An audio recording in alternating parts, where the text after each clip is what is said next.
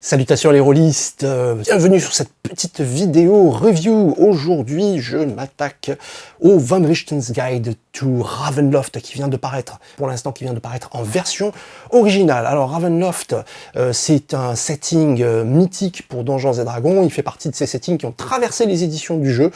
Est-ce que ce supplément, est-ce que ce setting vaut la peine? Ça, je vous en laisserai juge. Ce que je vous propose, c'est une petite balade à l'intérieur pour vous montrer un petit peu ce qu'il contient, pour vous aider à vous faire votre avis. Et bien entendu, je vous donnerai le mien qui est évidemment totalement subjectif. Voilà. Bon, allez, c'est parti tout de suite après ça.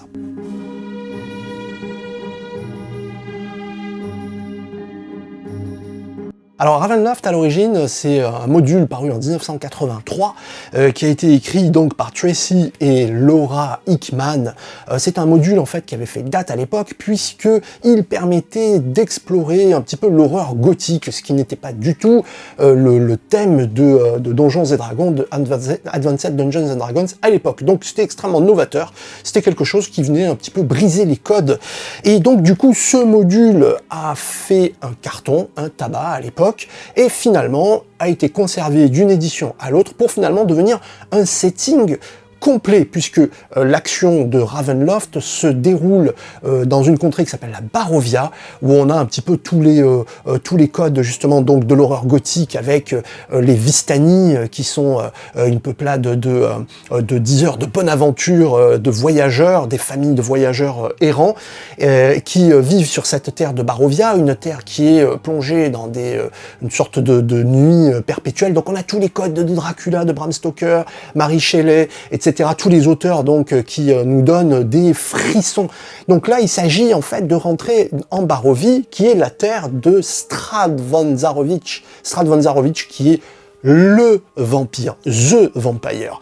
Donc ça va être l'ennemi principal des personnages dans ce module, et ça le restera même dans les éditions suivantes, puisque en Donjons et Dragons 2e édition, Ravenloft devient une gamme complète, alors que je n'ai pas conservé, même si je n'avais pas tout, parce que je dois vous avouer que l'horreur gothique dans Donjons et Dragons, c'était pas trop mon truc. En principe, lorsque j'ai envie de jouer de l'horreur gothique, je me tourne vers d'autres jeux comme tout simplement Vampire ou autre. En principe, quand je joue à Donjons et Dragons, c'est plus pour le délire médiéval fantastique, high fantasy, dark fantasy, mais pas spécialement gothique. Je dois reconnaître que cette nouvelle édition en D&D 5 m'a fait un petit peu revenir sur mon avis. Donc, 2e édition, voilà, tout ce qui me reste, et encore c'est un cadeau d'un ami, Islands of Terror. Alors il y a eu des dizaines de suppléments en 2e édition pour le setting Ravenloft, il y a eu une boîte complète, tout un tas de suppléments. Et qui décrivait en fait ou des territoires d'horreur avec de nouveaux méchants autres que Von Zarovich. Si vos joueurs avaient déjà déglingué le méga vampire, eh bien c'était l'occasion de leur trouver de nouveaux adversaires. Et c'est devenu un setting extrêmement complet avec des parutions régulières, foisonnantes, quelque chose de très intéressant. Il faut ensuite attendre la 3e édition pour avoir une actualisation de Ravenloft via un supplément de très grande qualité et qui synthétise un petit peu tout ce qu'il y avait de paru dans la seconde édition. Et enfin, donc, on arrive en 5e édition avec ce supplément, mais pas que. Vous avez la malédiction de Strahd qui est paru, qui reprend donc le mythique module tout simplement Ravenloft et qui le met à jour en détaillant la Barovia, en créant de nouveaux arcs narratifs, de nouveaux PNJ, de nouvelles histoires, afin que eh bien Strahd von Zarovich ne soit pas l'unique défi que les joueurs auront à relever dans ce scénario. Donc c'est extrêmement intéressant, c'est une des meilleures campagnes que Wizards of the Coast ait fait paraître, en tout cas pour la 5e édition. C'est une campagne qui est plébiscitée à juste titre. Qu'est-ce que le Van Richten's Guide to Ravenloft va nous apporter de plus? Eh bien, il va apporter beaucoup plus. Je suis franchement épaté par ce supplément. Comme je vous le disais, je ne suis pas très horreur gothique. Je dois reconnaître qu'il m'a réconcilié avec le genre parce que c'est un livre extrêmement complet qui va vous donner des informations pour créer des personnages qui sont propres à Ravenloft, des personnages qui sont nés à Ravenloft. Alors, On va tout d'abord apprendre ce qu'est Ravenloft. En réalité, Ravenloft, c'est une sorte de plan, de dimension qui se trouve non loin. C'est une émanation, en fait, du plan des ombres, hein, du Shadowfell, qui est caractérisé par une brume, un mist, avec un M majuscule, une brume qui recouvre tout et qui perd les voyageurs, voire même qui les attire dans ses filets. Donc dans ce bouquin, alors je vais pas spoiler le contenu, oulala, attention, mais dans ce bouquin on vous explique qui est derrière Ravenloft, qui se trouve derrière ces plans des ombres, et on va vous détailler précisément plusieurs domaines, ce qu'on appelait donc les Domains of Dread, les domaines de la terreur, qui sont chacun un demi-plan, une sorte de poche au milieu des brumes, sur laquelle règne un seigneur maléfique. Eh bien, la Barovia, c'est l'une de ses poches, et son seigneur maléfique, bien entendu, c'est Strahd Vanzarovich. Donc, ce livre va vous proposer de nombreuses autres poches qui sont décrites, mais alors aux petits oignons. Ma poche préférée, très certainement, s'appelle donc Tempest. Voilà, qui se trouve ici. Alors, c'est ma préférée à plus d'un titre. C'est ma préférée d'abord parce que elle reste dans un contexte un petit peu, on va dire médiéval fantastique. Donc vous voyez la carte, elle est magnifique. Carte qui est dessinée par Francesca Bayrald, qui est une super artiste cartographe qui a été primée par la Guilde des cartographes.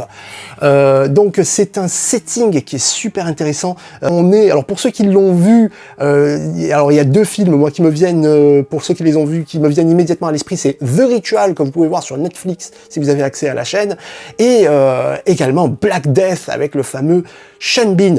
Cette contrée qui s'appelle Tempest, eh bien c'est une contrée qui a l'air vraiment très sympa, très paisible, calme, avec un village dans lequel les humains cultivent les champs, etc. Sauf qu'en réalité, toute la contrée est soumise à la volonté d'une créature absolument terrifiante qui impose une sorte de rituel. Donc c'est vraiment excellent. Voilà, moi ça j'adore.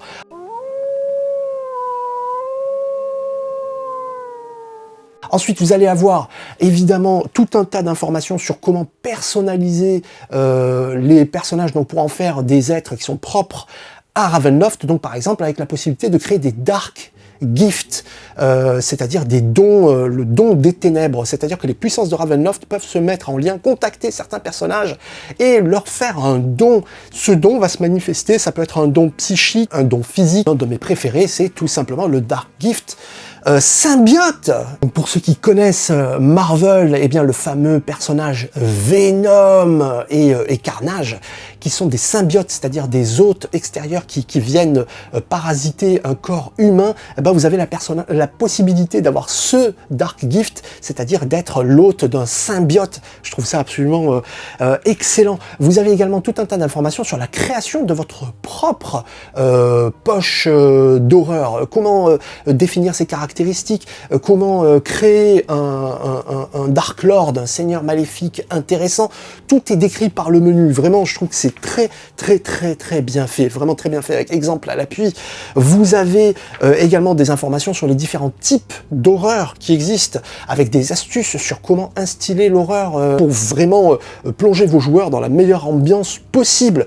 Vous avez véritablement plein d'informations extrêmement utiles. Je n'ai rien trouvé à jeter personnellement, et pourtant je vous le rappelle, je suis vraiment pas horreur gothique, hein. Et enfin, vous avez à la fin un scénario complet que j'ai trouvé, mais alors vraiment super, qui s'intitule tout simplement The House of Lament, donc la maison des lamentations, qui est vraiment excellent. On a affaire donc à une maison hantée, mais ça ne s'arrête pas là. Il y a tout un background derrière qui est vraiment très chouette, avec la possibilité d'utiliser ces fameuses tables. Hop, vous en avez une illustration à la fin, et je ne serais pas étonné que Wizard of the Coast, un de ces quatre, nous la propose en vrai, en option, dans un supplément ou dans un coffret. Donc là, vous avez la possibilité de la photocopier, de la coller sur un carton un peu fort, pour en faire un accessoire de jeu. Donc c'est le genre de table qui permet de contacter les esprits, et cette table est utilisée dans le scénario. Donc c'est vraiment très chouette. Voilà, donc en définitive, un supplément vraiment très intéressant. Je ferai une review détaillée lorsqu'il sortira en français. J'espère qu'il sortira en français.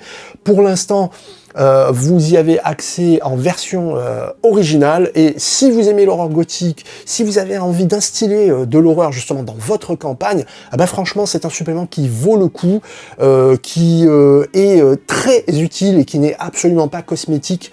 Franchement, vous pouvez y aller les yeux fermés, c'est très chouette. Et ben voilà, cette petite review de Van Richten's Guide to Ravenloft est terminée. J'espère qu'elle vous aura été utile, qu'elle vous aura permis de vous forger votre opinion. Elle est volontairement très courte. Je rentrerai dans plus de détails lorsque ça sortira en français. Enfin, j'espère que ça sortira en français. Bien, faites attention, les rôlistes. La brume rôde. Ne vous perdez pas dans Ravenloft. Et si jamais vous vous y perdez, eh bien... ayez sur vous votre guide Van Richten. Allez, à bientôt, amusez-vous bien et jouez bien.